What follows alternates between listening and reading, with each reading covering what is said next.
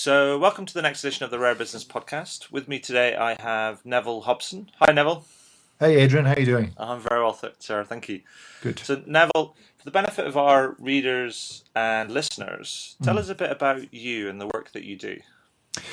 I'm, I suppose, best described as a consultant in communication, mostly public relations and internal communication, so both sides of that communication fence for organizations.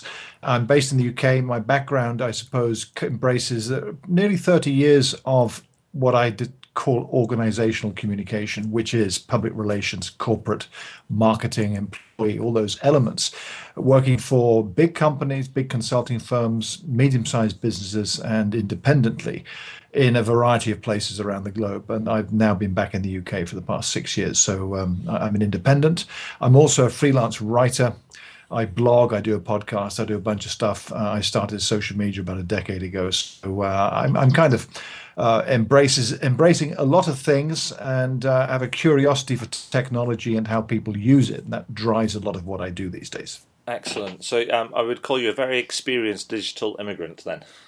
Exactly right. In fact, digital immigrant. I'm certainly not a native, but a digital immigrant is actually a good descriptor. Now, I follow your blog, and it was a really popular blog at nevillehobson.com. But in a recent piece on your blog, you wrote that you've been blogging for 10 years now. And I thought, blimey, that's a long time, some achievement.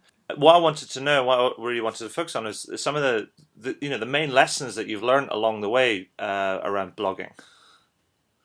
Yeah, that's a big question, Adrian, although it's not too difficult to answer. In fact, I started in 2002. At the time, I suppose, like the reason many people start, which is to answer the question, what is this thing? Is this something that I ought to do? I'm curious. Let me see what it's about. Is it just about keeping a diary? That was the popular thinking a decade ago. Yeah. Some of the thought processes people have as to why and the how and the when and all that are common today as well. So that's why I started, was to see, was this something I would want to do? And indeed, for the first couple of years, I truly couldn't see a point, and I was a very infrequent blogger. But there were very few people doing it then, so very early adopters. So that you need to have in your mind why you're doing it, actually. Be clear as to why you're doing it, and translate that into some I suppose some valid reasoning for people's questions today, particularly in a business sense. Why would you start blogging? Sure. Why would you do it? So I would say, be clear. Sharing insight, is that why you want to start? Do you have something you want to share with people? What some people call thought leadership, that's a valid reason. Is it simply to think out loud? Indeed, that's much of why I write blog posts myself these days, is getting out some thoughts, scratching at that itch, if you will. And oftentimes it's not necessarily to stimulate discussions with anyone, although that typically happens if you're writing a public post on a website that anyone can access. Sure. So there's another reason. Engage in discussion is a very valid reason. And indeed, blogs are perfect for that if we're talking about the traditional blog platform. And of course, there's another big change. Blogging, that phrase, doesn't necessarily mean, you sign up to WordPress or TypePad or any of these commercial services to write a blog. A blog is also that 140 character tweet that you might do. Yes, that indeed. is a post. A status update in Facebook, that is a post. What you're doing on Google Plus, the status updates you do on LinkedIn. All these places are places where you can articulate something, and without getting into definitions unnecessarily. Each of those things has a unique address on the web, and that is a post, in which case you're blogging if you're doing that as well. So it's not necessarily a dedicated place, although a dedicated place offers some distinct advantages. But nevertheless, there are many choices out there. As long as you're clear in your mind as to what you're doing, it's going to make it easier for you to get started. Yeah. I'm a bit like you. My blog is, I've been blogging now since late 2009, so just over 3 years. And the way I started it and where I've got to is it's sort of similar, but it's also changed direction. And what I've realized is that, and the best way I've come up with to describe what my blog is about is I say it's my public thinking digital notepad. Because it's when I think about things, it's almost like if I get it out of my mind, as it were, and Yeah. make those connections public and share those thoughts. If it resonates with people, then that's brilliant. If it helps them, that's even if that's even better. But it's also it helps me speak out loud, or helps people to better understand me and my thought processes by actually through my blog, rather than having to meet me. Yeah, I echo that definitely, Adrian. In fact, my experience over the past decade, and indeed in the earlier days, is some serious risk taking, where I've actually been in work situations with people where we have worked together and money has changed hands, financial transactions have been made Yeah, between people who never ever met yeah, and didn't know anything about each other than what they read about them on their blog. yeah. And so there's an element of risk. Today, even you do that. I do that. Connect with people based on what I find out about them online. That's increasingly easier these days, Yes. although you still have to have a sense of caution, because a bit like, don't believe anything you read in the newspapers, don't believe everything you find about someone online without some verification. Yes. But broadly, a blog, and other things too, but particularly a blog, if you're writing one on a dedicated platform and you're publishing content relatively regularly, and that can mean once a week even, Mm-hmm. you get insight into that individual. You understand things about the person writing Mm-hmm. that are to the advantage of both of you if you're looking to make a connection with someone. Obviously to your advantage, because you know about something about someone that enables you to reach out to them, and to the person who you're reaching out to, that connection probably otherwise would not have happened if the person reaching out to you hadn't found out something about you beforehand. Mm-hmm. So it's changed the nature of connections. And indeed, but a bit like the discussion I see often popping up is redefining that word friend. Facebook has done that. Yes. And many of us, not everyone, to be fair, many of us, though, are willing to make leaps of faith in connecting with people purely based on what they found out about them online, without the traditional way we used to do it, which was to get to know someone and maybe exchange business cards and then exchange a letter or something, and weeks and weeks and weeks go by and we might then meet. Mm-hmm. Today's world, you can't do that, but there's elements of risk. So it's balancing your risks, yet it's happening all the time. Mm-hmm. I think it's a terrific evolution, frankly.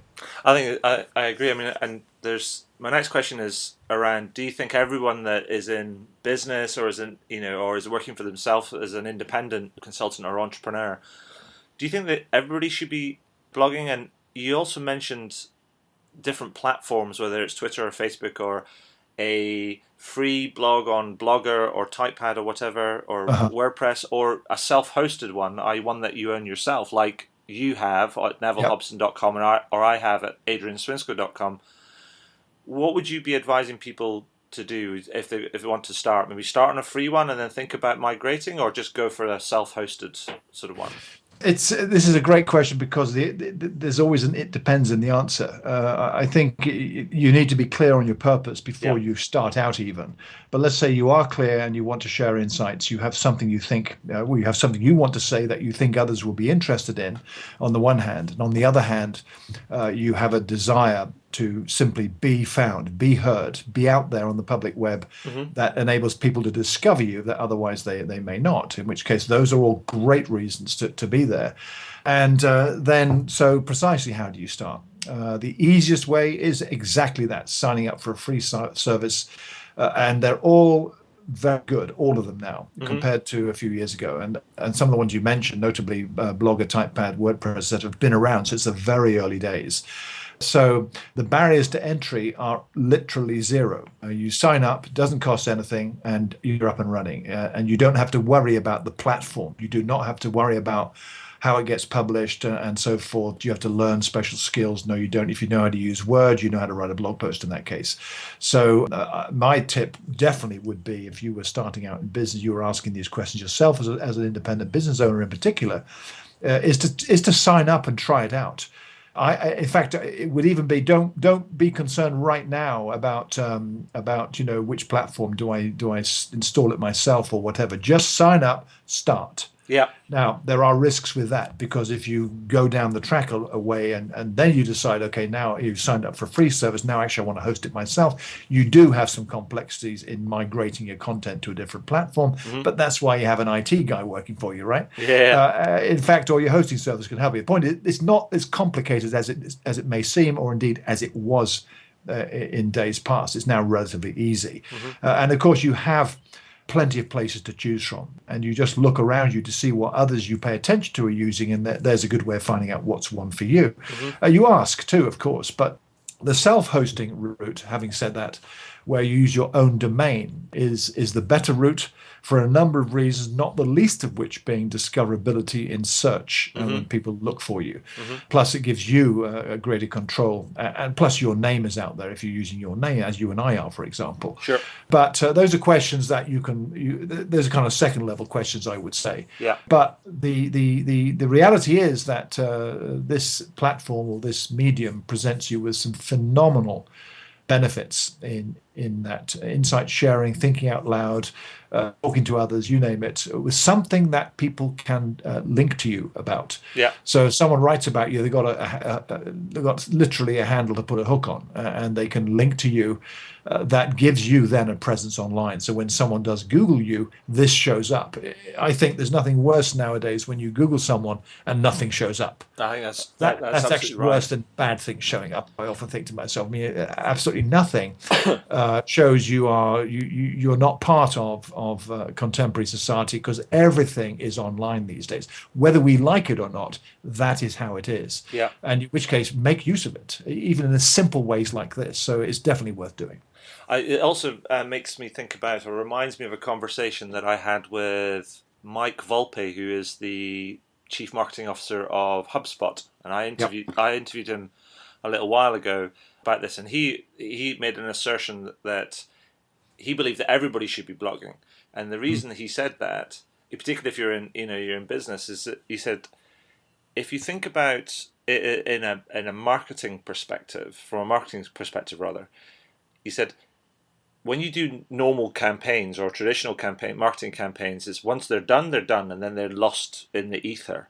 But when you're blogging, is actually what you're doing is you're blogging up, you're building up rather a marketing asset, because every post that you make it sticks around. It's always there, and the more that you do of them, therefore the more you're building this asset that has increasing worth over time. I absolutely agree with that. Although I would qualify it with saying that blogging, i.e., writing content, some people are not good at that. Yeah. They may be phenomenal leaders, and other attributes about them in a business sense are terrific, but writing to articulate an idea is not their strength. Yeah. So it could be that blogging, i.e., publishing text content on the web, is not for them, but they still need a place for all the reasons that you just quoted. Yeah. In which case, there are other choices. Yes, indeed. So, for instance, that person who's not a good writer may have a great speaking voice, in which case a podcast might be ideal for that person.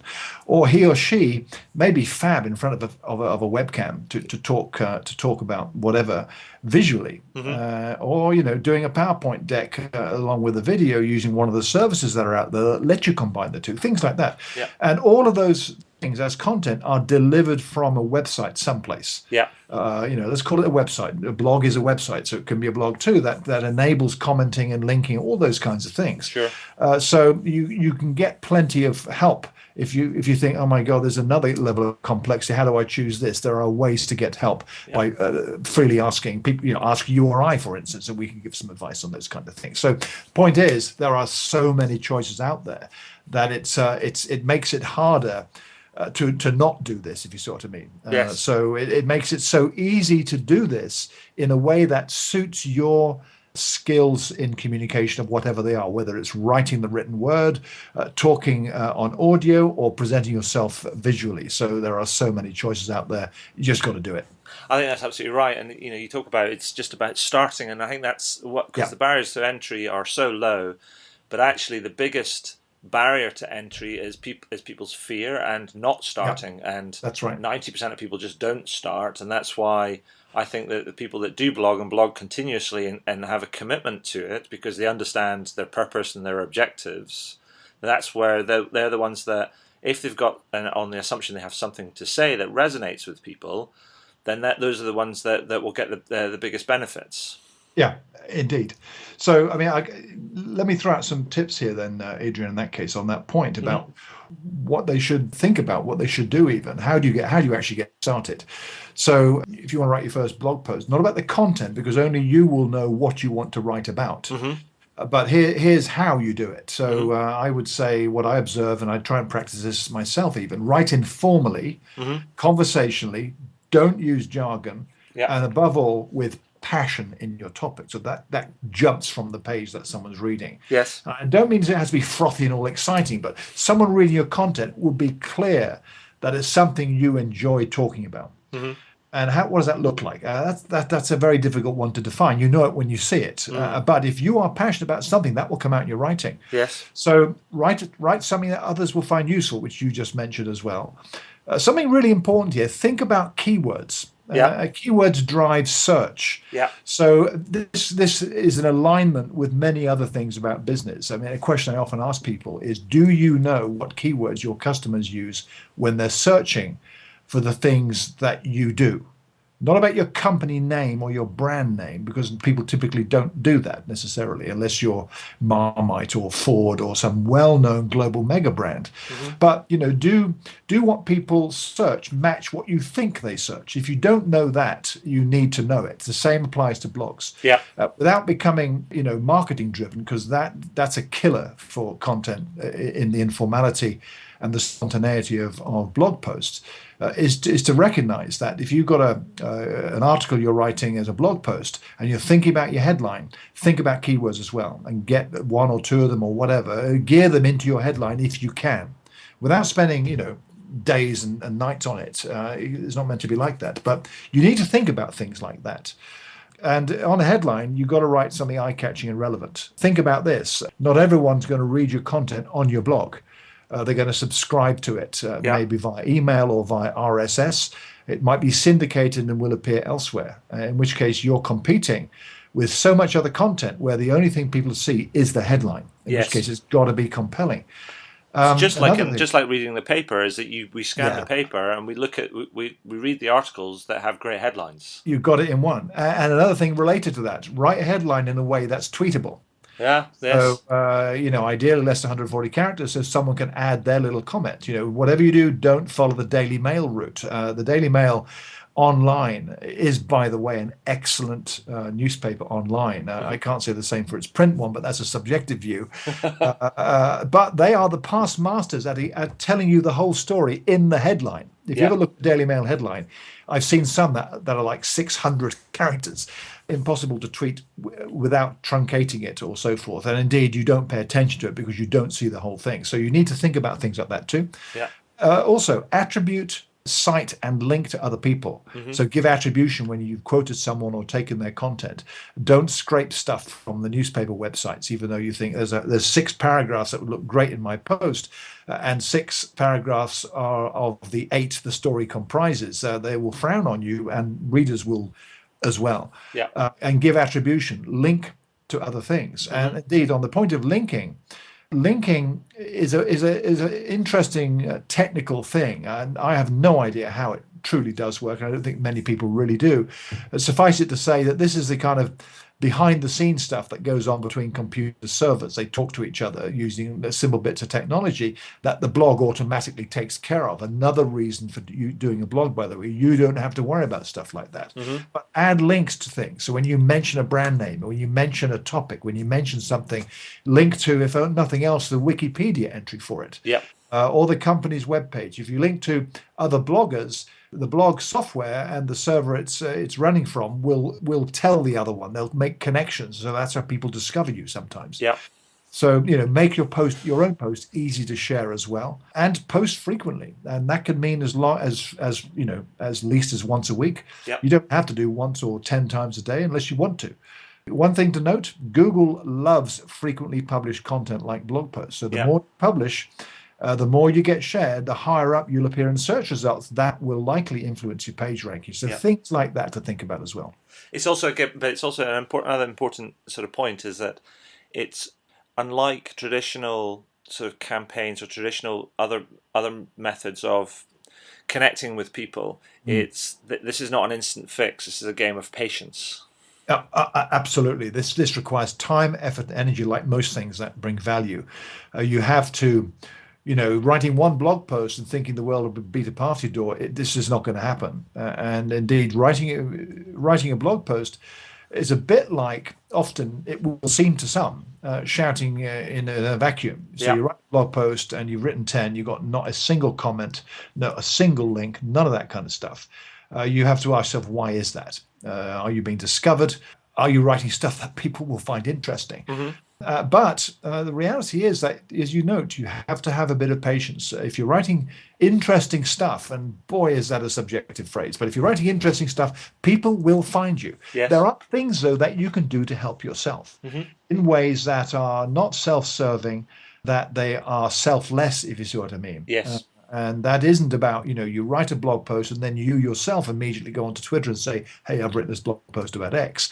Yet there are ways that help you automate this in ways that are non-threatening to others. In other words, you're not seen as being pushy or a spam bot or some kind of marketing device in some way. Yeah. It's natural. It's people. It's human being related, all those kinds of things. There are ways to do that.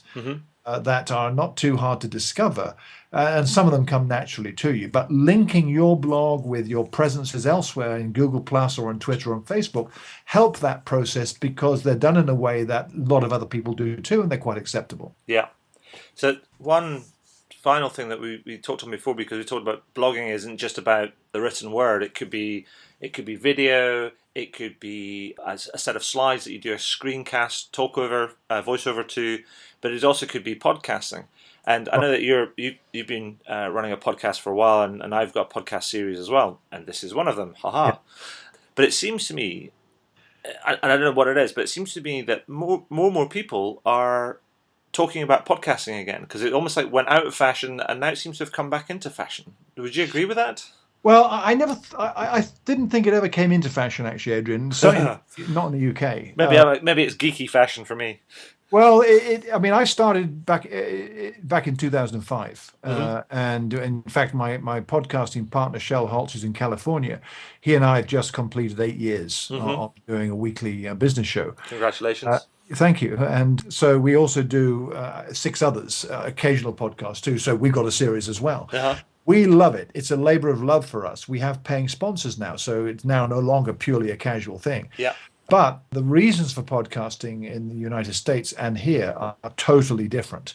The drivers for podcasting in the US were a general belief in large numbers of the population that radio was just awful in America, and they were looking for an alternative. Right. And so this came up. Again, barriers to entry were almost zero when podcasting came on the scene. Here it's different. We have terrific radio in this country. Yeah. Independent and BBC and others. Now there are hundreds of radio stations around the country. And you will find something that is really great to listen to. I discover radio stuff all the time. So that, I think, was a handbrake on a lot of people starting their own podcasts. Outside of mainstream media itself and a lot of big businesses, you are very hard pressed to find good business podcasts. Yeah. Lots of comedy, lots of entertainment, music, and all that kind of stuff. Fashion, great. But business, very difficult to find some good ones. There's a handful that I can think of. So is it coming back into fashion, as it were? I think there's getting more interest in it for a number of other reasons other than the obvious ones that might be, which is to do with the easy way you can get into it without having to invest in literally any equipment outside of a smartphone. Yeah. So, for instance, you've got a service called Audio Boo, which started a couple of years back and is now getting getting serious notice in the mainstream. And that's dead easy. You've got an app on your phone, and you talk and tap something, and wham, you're published you're delivering your MP3 file from a web page. Yeah. You've got other services. iPadio is another one here in the UK where you can just use a regular telephone to phone in your audio content. Wow. You've then got, in America, loads actually. Blog Talk Radio being one. You've got TalkShoe, another one, and these are paying services. Audioboo is free. I think that gives you, if I recall, 3 minutes or maybe 30 minutes actually, and then there's a paid version that gives you other benefits too. Same with iPadio. Yeah. You've then got video, such as Google Plus Hangouts. Right. and including the Hangouts on Air, which is live video. And I use those quite a bit for ad hoc chats with colleagues. You can do some private. They're making their entrance into conferences and events as integral parts of those functions. But tools like that satisfy almost everyone's desire to do something, whether it's strictly audio, whether you want a bit of video, and of course you've got the not public so much versions, Skype video, for instance, that you can record using third-party services and things like that.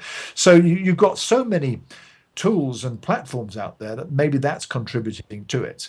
Although I have to say I haven't noticed any kind of major increase or emergence of businesses entering into this area yet. So I'm not so sure it has come back into fashion quite yet, Adrian. Certainly not in the UK. It doesn't seem to me so.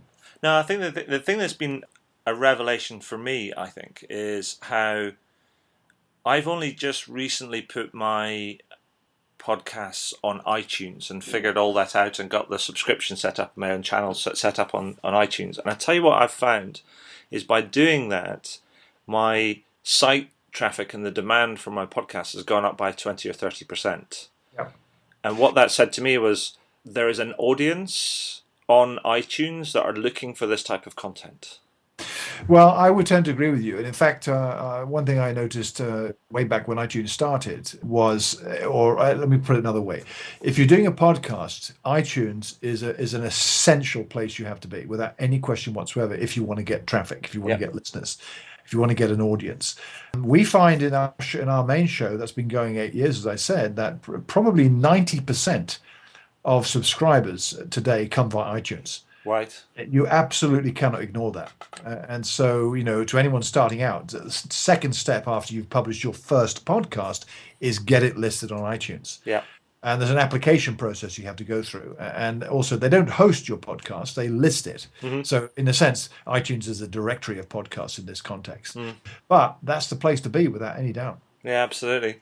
So, Neville, in the interest of time, is there anything else that you'd like to add, like top tips? The things that you've missed out?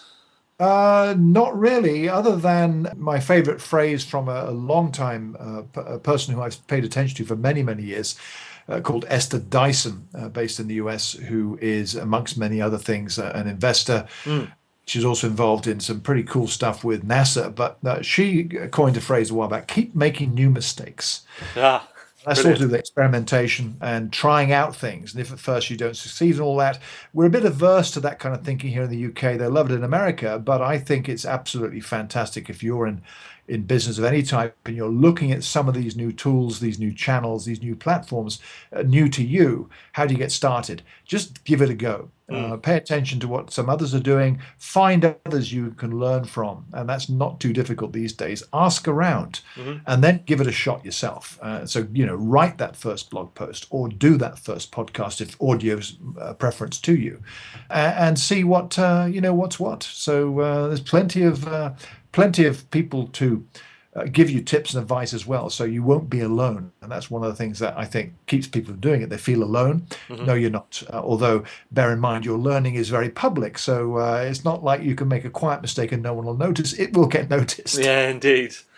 And then my final question, and this is one that I always end these interviews on, is there anything that you would like to shamelessly plug? The only thing, Adrian, would be my podcast that I co-host, as I mentioned, with Shell Holtz in California. We record it via Skype, good old Skype. If Skype wasn't around, the podcast wouldn't exist either, I don't think. Yeah. Give it a try. Take a listen to one of our shows. www.forimmediaterelease.biz is the address. It's called For Immediate Release. Give it a shot and see what you think. Fantastic. Neville, thank you so much for your time today. That's been brilliant. My pleasure, Adrian. Thank you. All right.